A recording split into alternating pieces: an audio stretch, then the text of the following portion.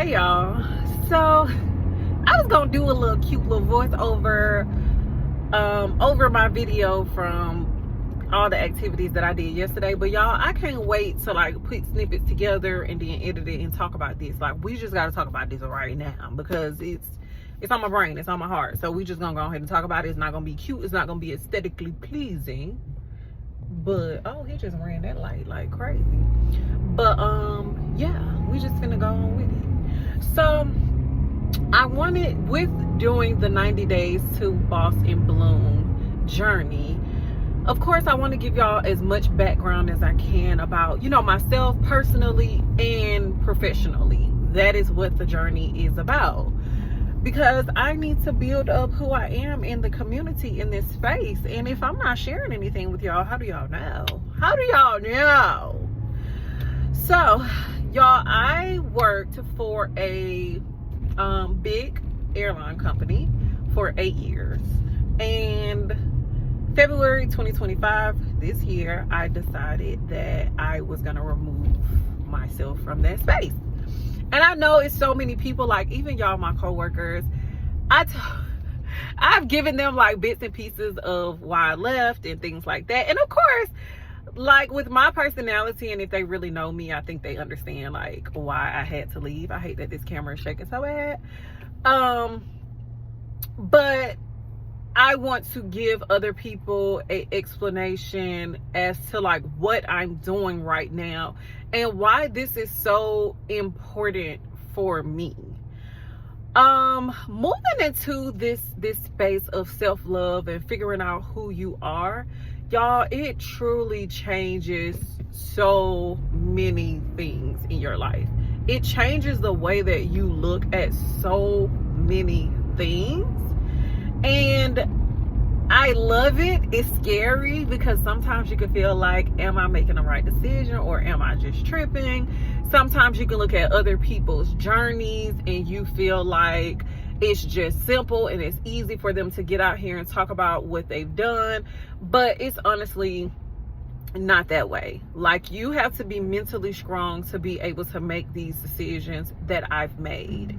Y'all, I separated myself from a company that was supposed to provide stability with a 11-year-old kid that I have to financially fend for. I have to make sure that she's okay and she can still live the lifestyle that she would like to live, because guess what? She didn't make this decision. I did.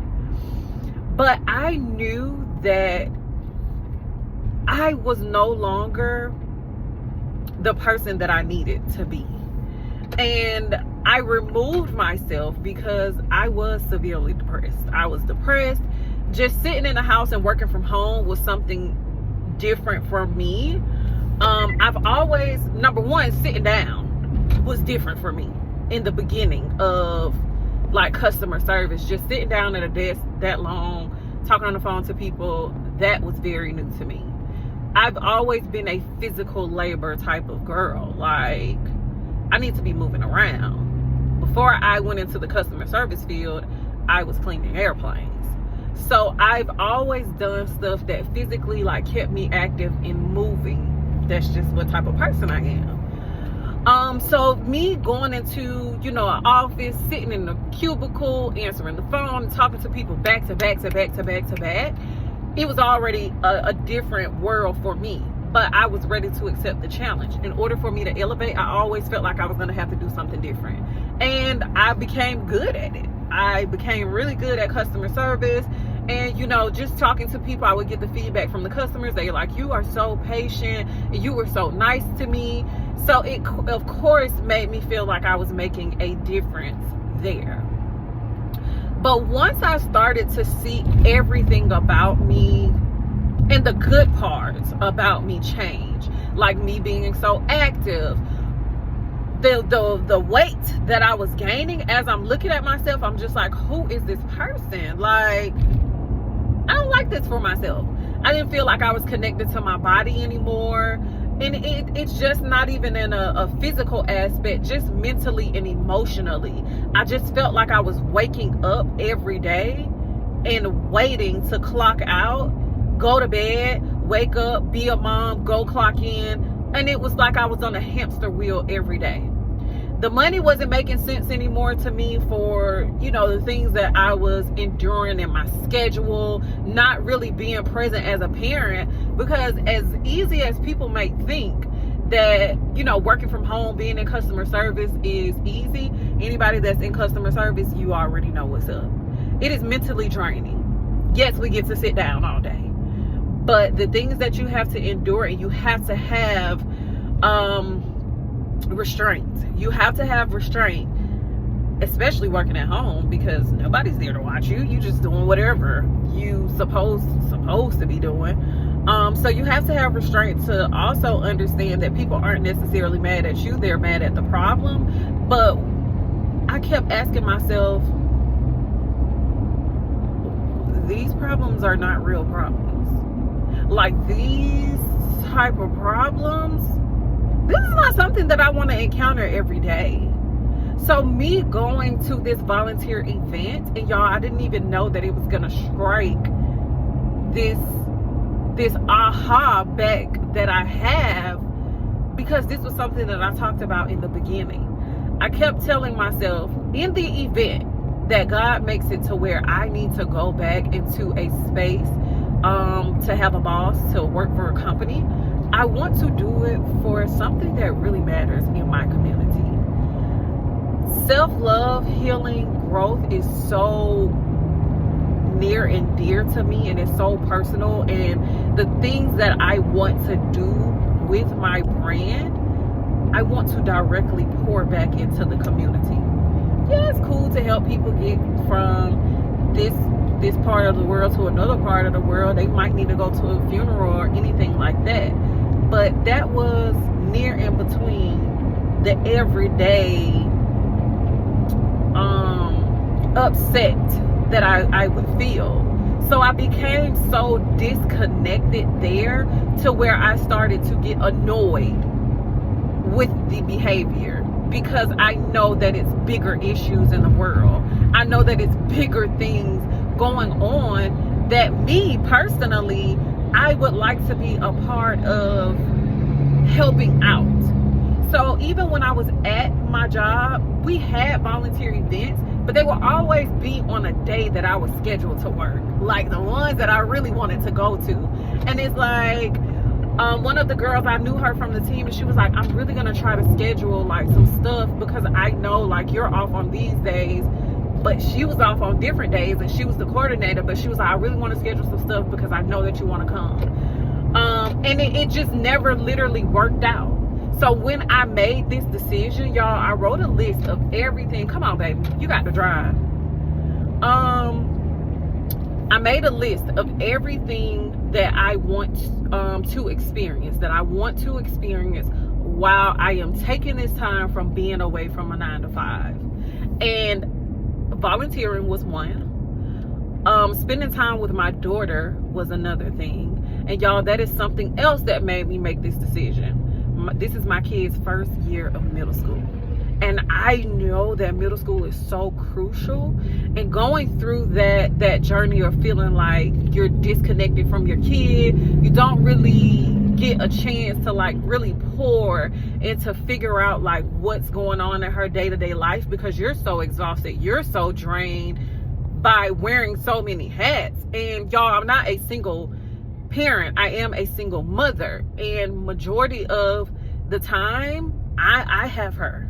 When it has something to do with school, I have her. Now her dad and her other side of the family, they are a great help, but when it comes to day-to-day activities, I'm the primary parent, because I live on a totally different side of Atlanta than her other side of the family. So everything literally kind of falls on me, and I'm not complaining about that, but I also had to make a decision about what's important for me right now. And it's important for me to get a hold of my kid while I have the chance to, so that I can make sure that I'm raising a responsible young lady. I can also make sure that I'm raising a young lady that feels like her parent was present, and I was able to teach her different things. I don't care if it's physical things that I'm teaching her, or how to handle her emotions. Most of us don't have that. Most of us don't get that opportunity to experience that. And I wanted to make sure that my child is always kind. She's always respectful and on top of her stuff.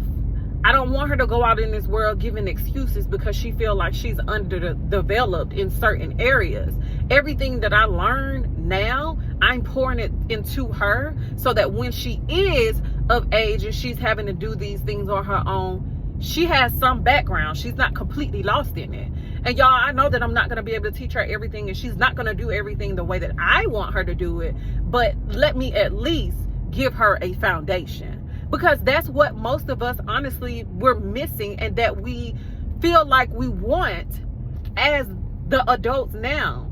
We wanted that foundation, some place to start from. Most of us are starting from scratch.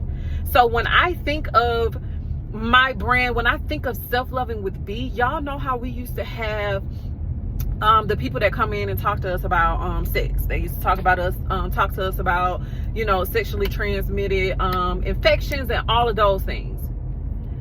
I want to be that person that goes into these school buildings and let's talk about self-love, because nobody really talked to us about setting boundaries for our friends, being able to advocate for ourselves in a respectful way when it came to our teachers, when it came to our parents. Hey, I don't feel safe. I don't feel safe hugging that person. I don't feel comfortable allowing this person to be in a room with me. Or, hey, my so-called friend said this or that about me, and I don't really know how to handle this situation right now. We were never taught those things, but we were taught about other things that we should never even been worrying about at that point. Yes, we like boys and girls in middle school, but you want to tell us about the other part without even making sure that we're emotionally knowledgeable first. How did we get there? So when I think about the next phase of my life and the next part of my journey, it brought me back to that list that I wrote down of what space I want to go into in the event that I have to go back to a 9 to 5. I don't know what the plan is for God, baby. I don't know. Today it might look like this. Tomorrow God might change the scene for me. And I don't have to go into a 9 to 5. My bills are going to be paid and I can just volunteer my time. That's cool with me too. That's cool with me too.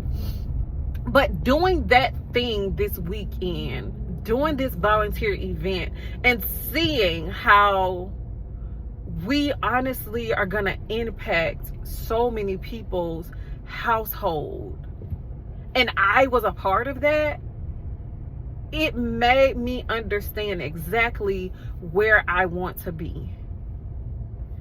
So if anybody has any connections or know of any community outreach agencies, spaces, I don't care if it starts just down from me just doing community service. Of course, I would love to be active and get out there and be at events and use me to make a difference. If it's just got to start with me doing customer service over the phone or reviewing applications, baby, let me tell y'all something. I'm good at everything I do. I feel like I got the Anthony Edwards syndrome when it comes to me being a employee. I can do whatever. And if I don't know how to do it, the only thing you got to do is show me one time and I'm going to be great at it. So that's just where I am on this journey. And me honestly taking this time to build up these things within this 90 days, I truly want to see where I'm going to land and what this is going to do. So this was a part of my series that I was going to kick out there to y'all, to give y'all, you know, my whys of why I left my 9 to 5 job. It wasn't why I left corporate. It wasn't because I just was out here like, oh, I'm going to be a content creator. No, I really want to pour into the things that actually matter and that matter for me.